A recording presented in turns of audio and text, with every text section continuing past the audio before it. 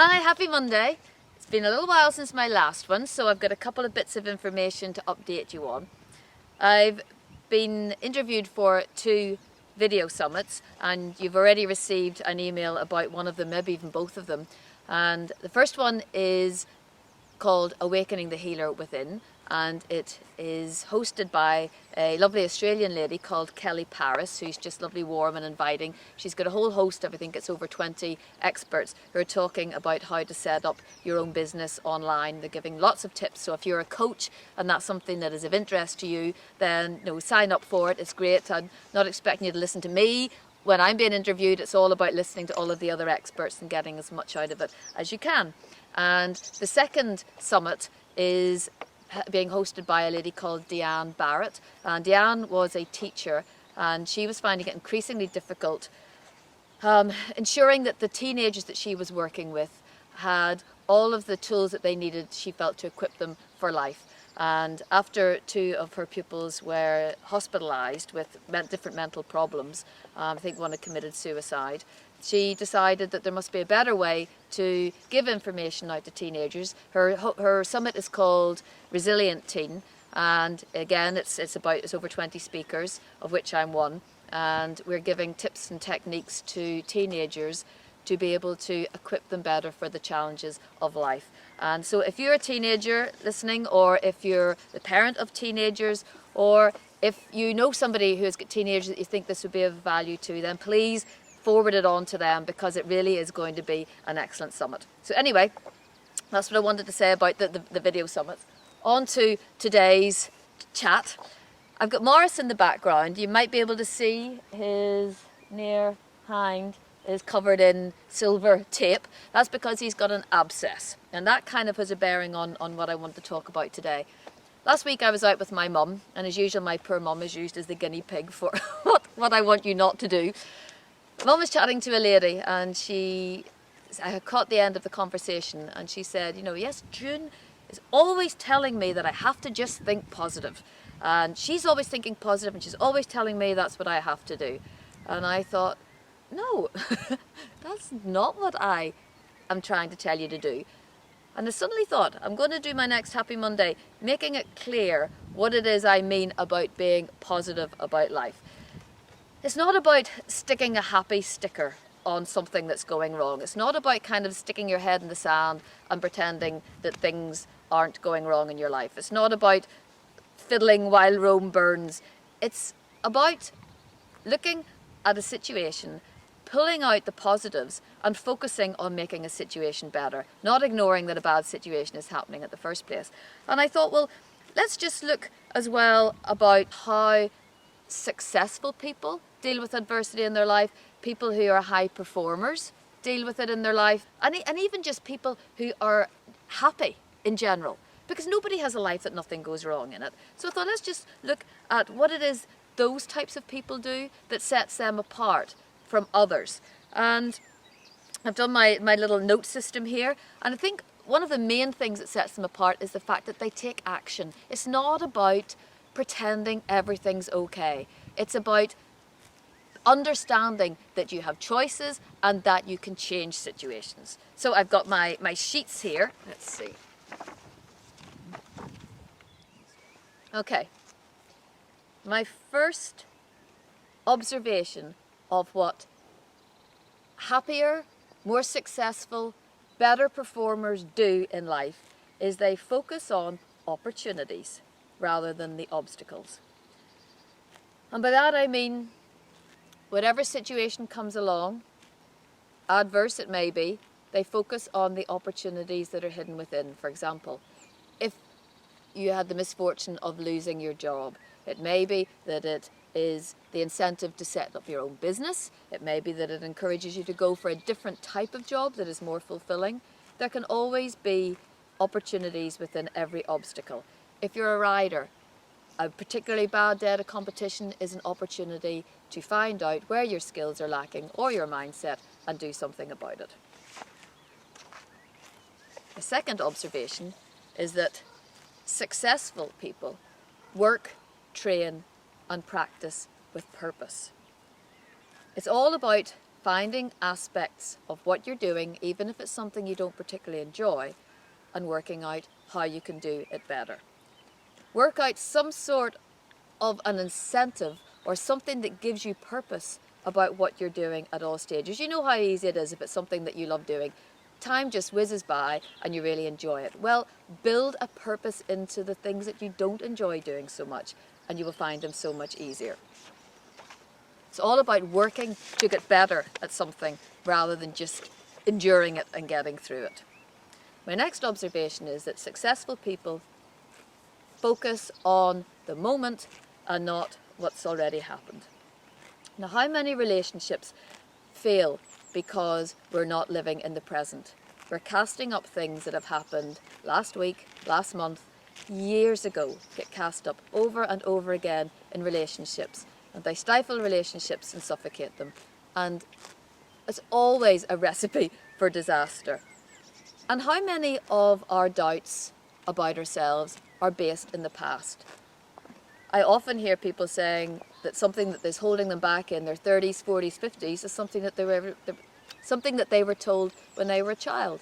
So it's very important that you live in the present, in the moment, cliched as that sound, and not allow doubts about yourself that are based in the past reflect on your everyday life. In other words, get on with what's in front of you today. My next observation is that successful people focus on the process and not the outcome. And this is particularly relevant again for horse riders who are listening. It's also relevant for people who are setting up a business. I know when I've been setting up various businesses, I want them to be successful immediately. And I ignore the fact that I already know it takes years and years to set up a successful business. There are very, very, very few instances of people who are overnight successes. It always requires building on skills and putting in effort and putting in more effort and building on skills and growing. And it is the same at riding. It is all about focusing on the process of becoming a better rider, and then the results. The enjoyment goes alongside that, but then the results come as a result of focusing on the process. It all comes down to whether you have a growth mindset or a fixed mindset. And a fixed mindset is that you deserve success because you're just good at something. And that always leads ultimately to disappointment along the line. Having a growth mindset and accepting that you can keep working, and if you work at something and grow and develop yourself, you can actually beat people who are more naturally talented than you are. Now, a good example of following a process rather than the outcome was a couple of years ago. I had been on a 2-week training at Christopher Bartels. And I was so focused when I went to the next competition on everything that I had been taught to do that I didn't know I had won a very large competition until I was on my way back from the cross country. I had no idea that I was lying well up after the dressage. I had no idea that I was one of the very few clear show jumping rounds. And I heard that I was inside the time. That was great. I had no idea I was even in with the chance of winning because I was focused on the process, not the outcome of the day. So the outcome comes from being focused on the process. Successful people also give the right amount of energy to a situation.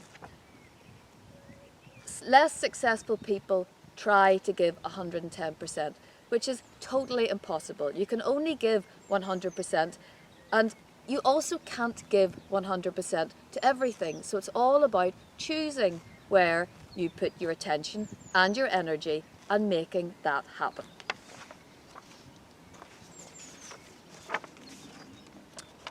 Successful people are really, really focused on their self-image. And I don't mean that they're overly arrogant, some are, but it's all about people who aren't so successful underestimate the importance of self-image. It's not about having a huge ego, it is about believing in yourself. If you don't have a good, positive self-image, you can never believe in yourself enough to deliver your best results. Who ever heard of a winner in anything? Business, riding, competition, anything at all. Who ever heard of a winner that didn't believe in themselves?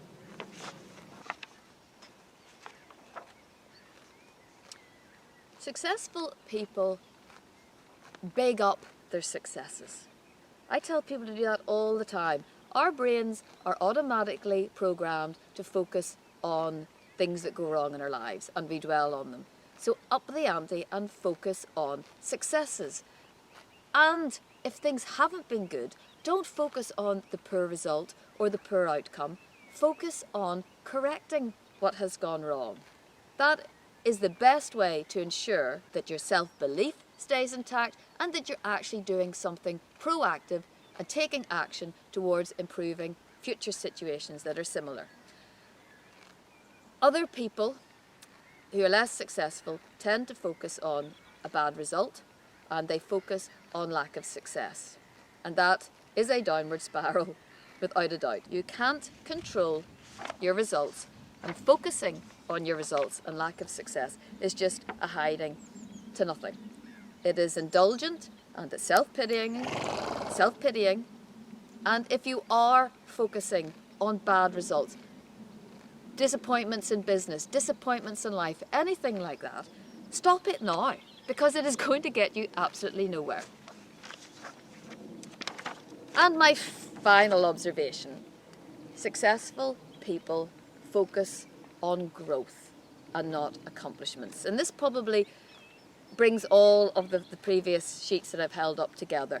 Accomplishments come, and they come with consistency when you are focused on improving. It's all about improving your skills, becoming better and better, and alongside that comes even greater enjoyment. So, as I said at the beginning, it's not about putting a happy sticker over things. I couldn't put a happy sticker over Morris's abscess. It requires treatment.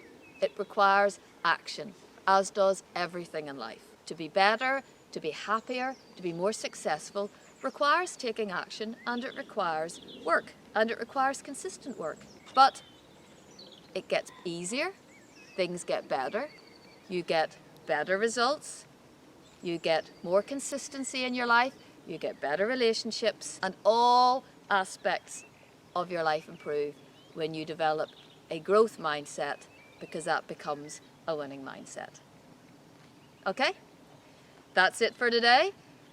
As I said, if you like the sound of either of those two summits, I'll be emailing you the information about them, so please sign up for them. And particularly the Resilient Teen, if there's anybody you think that would be of value to them, please forward the information on to them. And I will see you soon. Bye!